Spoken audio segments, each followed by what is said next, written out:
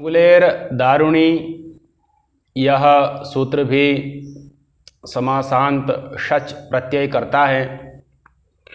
अंगुले है दारुणी दो पद का सूत्र है। अंगुले है पंचम्यंत है, दारुणी सप्तम्यंत है।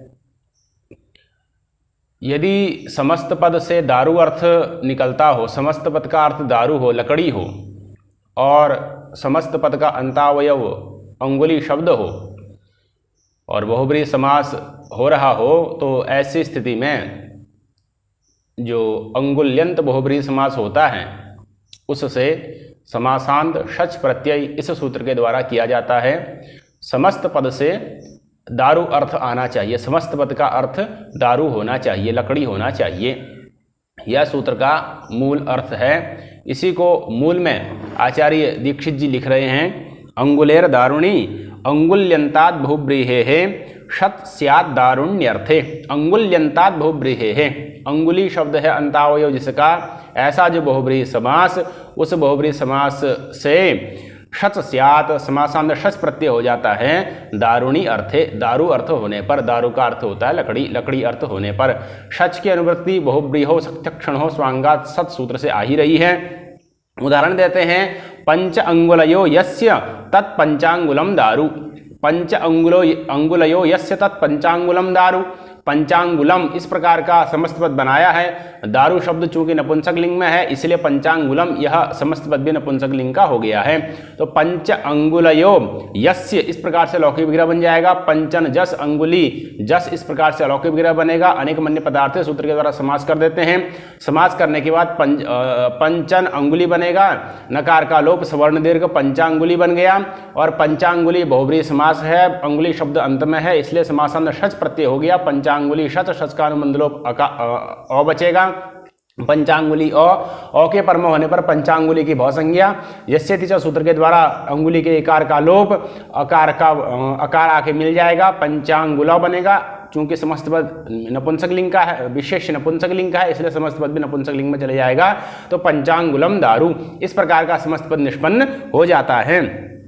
इसका तात्पर्य क्या है उसको आगे लिखा है, अंगुली सदृशावयवम धान्यादि विक्षेपण काष्ठम उच्यते, कि अंगुली जैसी होती है ऐसी अंगुली के जैसा ही अवयव वाला धान्यादि विक्षेपण काष्ठम, धान्य इत्यादि का विक्षेपण जिस लकड़ी के द्वारा होता है, जिस लकड़ी के एक लकड़ी का बना हुआ एक विशेष प्रकार का द्रव्य, विशेष प्रकार का एक वस्तु होती है, जिस वस्तु से धान्य आदि का विक्षेपण किया जाता है, धान्य आदि की सफाई की जाती है, उसको सूप भी ऐसा इधर उत्तराखंड में पारंपरिक भाषा में सूप भी बोला जाता है, जिससे कि धान्य आदि का विक्षेपण किया जाता है, चावल आदि की सफाई, धान्य इत्यादि की सफाई की जाती है।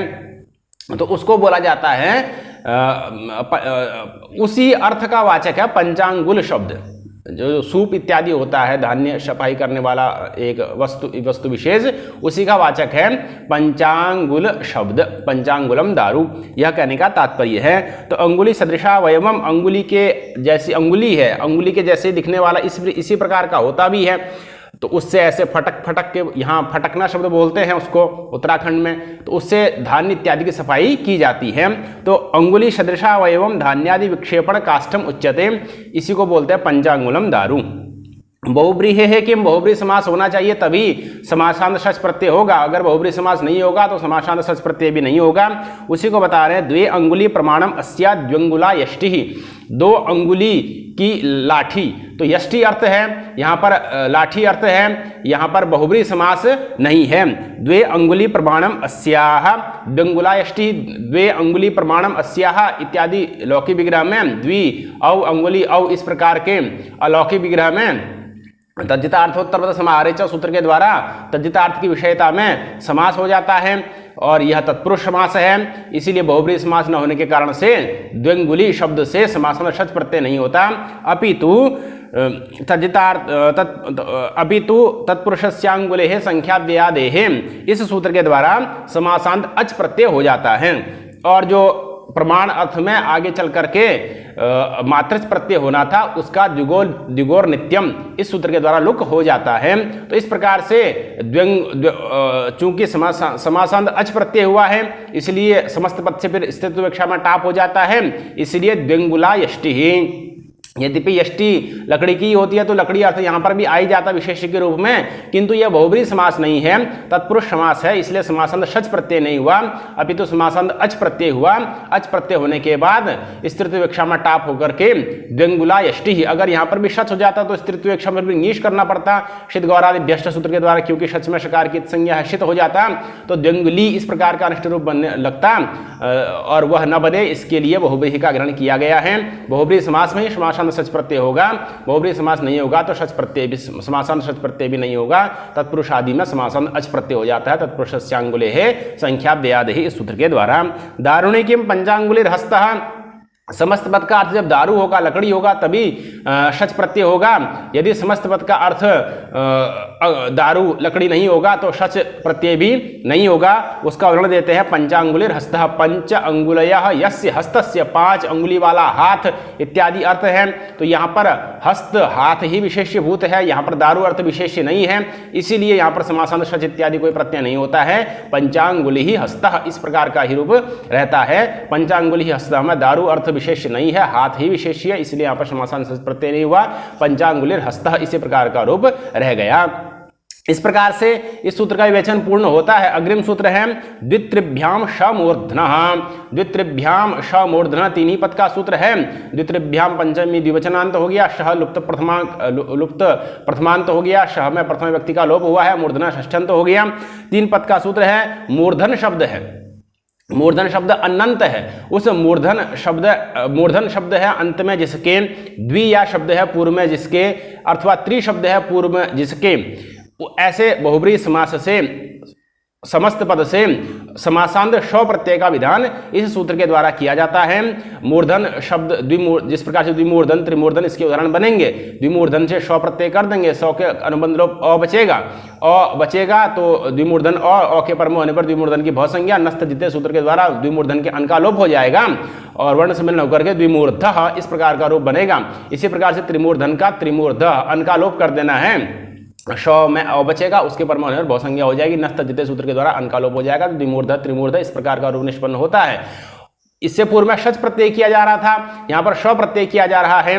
दोनों में अंतर क्या है? तो शच होता तो चित होता, अंतुदात्त होता चिता से, किंतु श होने पर अंतुदात्त नहीं होता है। चित स्वर की निवृत्ति करना ही श का प्रयोजन है, अन्यथा शच भी किया जा सकता था। इसी को मूल में, इसका अर्थ मूल में आचार्य दीक्षित जी लिख रहे हैं, आभ्याम मूर्धनः शः स्यात् बहुब्रीहौ, आभ्याम द्वित्रिभ्याम द्विश्च त्रिश्च इति द्वित्रिताभ्याम द्वित्रिभ्याम। द्वि और त्रि, द्वि के बाद में अगर मूर्धन शब्द आ जाए, त्रि के बाद में अगर मूर्धन शब्द आ जाए तो उस द्वि के बाद में आने वाले मूर्धन शब्द से और त्रि के बाद में आने वाले मूर्धन शब्द से सह स्यात् समासांत श प्रत्यय हो जाता है बहुब्रीहौ, बहुब्रीहि समास होने पर। उदाहरण दिया द्विमूर्धः त्रिमूर्धः, द्वौ मूर्धानौ यस्य, द्वि औ मूर्धन औ। इस प्रकार से अलौकिक विग्रह में अनेक मन्य पदार्थ सूत्र के द्वारा समास होता है।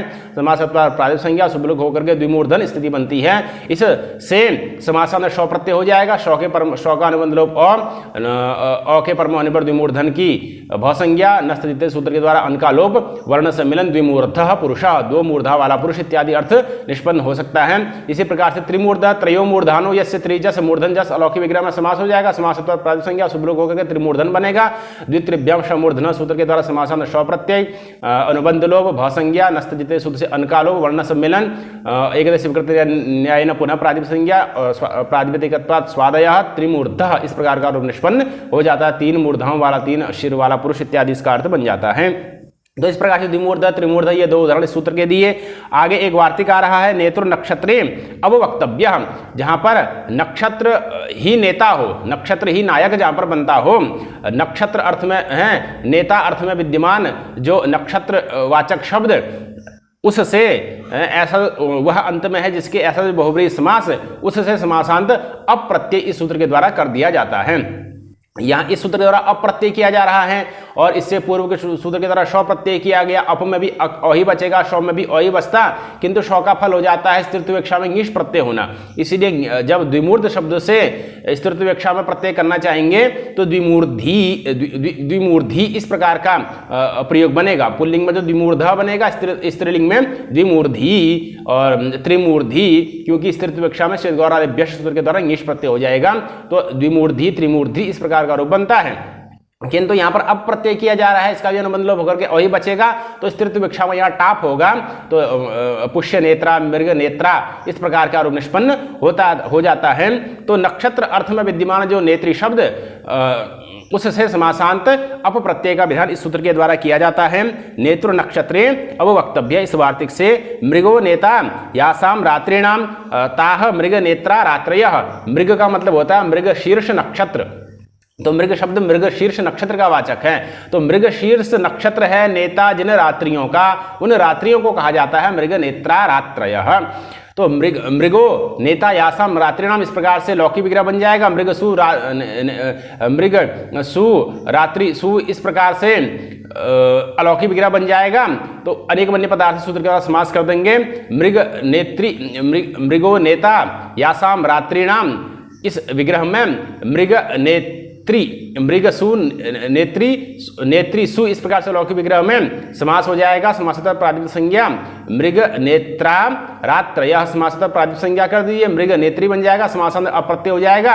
अप्रत्यय होने पर मृग नेत्री अब का अनुबंध लोप अ, मृग नेत्री अ के पर होने पर मृग नेत्री के रिकार को यण हो जाएगा। इको सूत्र से मृग नेत्र वर्ण सम्मिलन मृग नेत्र अजाजतष्टाप स्त्रीत्ववेक्षा में टाप हो जाएगा। मृग नेत्रा रात्रयः स्त्रीलिंग का विशेष्य है, इसलिए मृग नेत्रा रात्रयः इस प्रकार का समस्त पद निष्पन्न हो गया है। मृग नेत्रा रात्रयः, तो इस प्रकार से मृग सु नेत्री सुर अलौकिक विग्रह कर करके मृग नेत्रा रात्रयः इसकी साधुता कर लेनी है।